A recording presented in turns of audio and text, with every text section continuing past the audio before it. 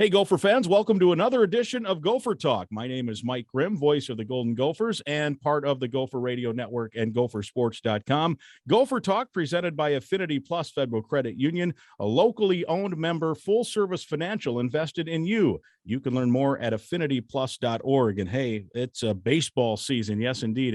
It's upon us. It's game week for the legend, John Anderson. Coach, how excited are you? First of all, good to see you. I'm excited to see you. But how excited are you for Gopher Baseball to get going this weekend? Well, we're excited. I mean, I think it's been a much more normal year for us in terms of our fall practice and player development time. And since we started back up in January 15th, and it's been more normal. It's nice to look at your schedule and see a 6-game schedule, normal type of schedule. I'm really happy for the student athletes are going to have a chance to hopefully here play a normal season. And I think that's the best news. It's been a challenge for all of us over the last couple of years. And most importantly, I think student athletes have been through a lot, and it made me the happiest if we can have a normal year here and then get back and do what they love to do, and that's play baseball and fulfill their collegiate careers. Yeah, I was going to ask you, and not to, bring up last year, but it was such a tough year, a unique year. I mean, a lot of teams were going through a lot of different things. What did you take out of the year, though, and just in regard to, is it one that you just flush all together and say it was just an anomaly, or there's some things you learned that, you've been in it a long time that maybe popped up that you had to adjust a few things? Or how as a coach who's had as much success as you have had, how do you try to come out of that and be better for it here in 2021 and 22? I think every season you go through, there's information that can help you in the next season. The next season, I think regardless of your win-loss record, obviously the last 2 years have been challenging in different ways, but I think you take something out of each season, a good, bad, or indifferent, especially try to make adjustments or changes to the things that didn't work or things that you feel like you need to do if you're going to have a chance to be successful.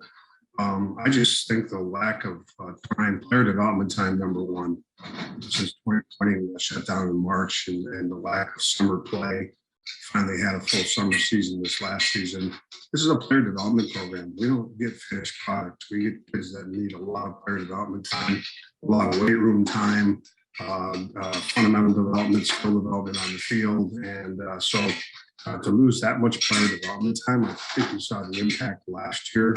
No question about it. And looked at the league last year. You look at the rosters this year, there were so many teams that when they got shut down in 2020 were old. There's many players in the league, especially on the best teams, that were 23, 24 years of age. They had lots of experience. They limited the draft to only 5 rounds in 2020 and 20 rounds last year. So the number of college players, not only in the Big Ten, but across the country, the talent and the depth of talent in some of the rosters because of the pandemic and the additional years of eligibility was incredible. We were a young team in 2020. We needed to play. We needed player development time, and I just felt like last year we were so stuck in 2020, and I feel like we've caught up some here, but we still have some guys that are juniors and actually seniors in school that have played very, very little Division I baseball, and they're going to have to play this year and get out there. So we still have some guys that need to gain some experience, and that's what the first 15 or 20 games is going to be about, to get some experience, find out what we have, and go from there. So now we look at our team, and as we look at our roster, we have one of the older teams, at least in terms of the ages of the players in school. Then some of the other programs, all those guys are gone now. So it's hard to look at college baseball and really get a sense for where people are at, because the rosters are so different from team to team. Well, and it wasn't last year, too, one of those deals that some schools were able to take advantage of the exemption where you could go over the scholarship limit a little bit, and others were limited in what they could do. And so you had some fairly loaded rosters that you guys were going up against, right? Yeah, there were some schools in the league. I would guess they had probably 18 to 20 scholarships, and we are at 11.7, which is the max, and rosters were unlimited. And some schools in the fall of 2020 had 60 guys on the roster. And we chose as a department, which I support, that we have gender equity mandates and things, and we had to stay within our limitations, and we were allowed to go up to 40 if we wanted to, but that was the limit. And but we were allowed to increase our aid beyond the 11.7. So yeah, and I think when you looked at that piece of it, then some schools had, more scholarships. They had older players versus others. So there's the gap widens significantly. And I think that's why you got to be careful how you evaluate your win-loss record last year. I think we got to look more at, our team, the development of our players, the culture of our program, and the relationship piece. And we're not able to have any team meetings in 2021, and we had to, always be in small groups and eat in our rooms and things of that nature. And one of the players said this fall to me, he said, I actually know the freshmen this year. I actually got to spend some time with them. And I think that's another part of our program that we've invested a lot of time in over the years, and that's building a relationships within our team and creating a team where, you put the team ahead of yourself, and you have some of those conversations about how we want to be and that program we want to have, and take an interest in somebody other than yourself and really get to know each other. And I think the relationship piece and around leadership and self-leadership this year is really grown and taken a significant step back to what we want it to be. And I'm excited about that piece as well. You're off to Florida to open the season this weekend, and then you get to extend that stay a little bit. How important can that be sometimes, just to get away and be that group, as you mentioned, the importance of team building? Are you looking forward to this time now a little bit? Well, yes, that's a big part of it. Just an opportunity for the guys to be together and spend some time together, continue to bond and develop those relationships.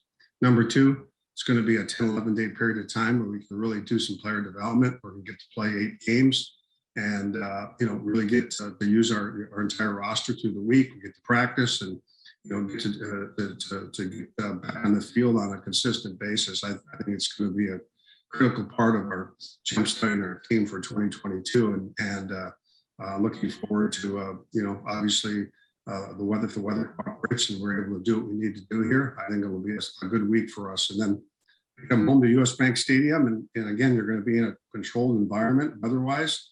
And so, you're going to play in the days you're going to play. You're going to get your practice time in, your work in before the games. And so I think February and March are going to be huge for this program, that we get back to playing some baseball, back to player development. And hopefully by the time we get to the Big Ten season, we'll have a better idea of the competitiveness of our team. Yeah, and I was going to ask too, you mentioned the US Bank Stadium portion of the schedule, 12 games currently on the docket, and you talk about development time, and maybe this isn't the case, but I would think one of the underrated parts of development is when you can play 12 games, 6 miles or 3 miles from where most of your team lives. That's a lot less time on airplanes and in airports where you can go take batting practice or infield or what have you. How important can that be over the stretch of a month?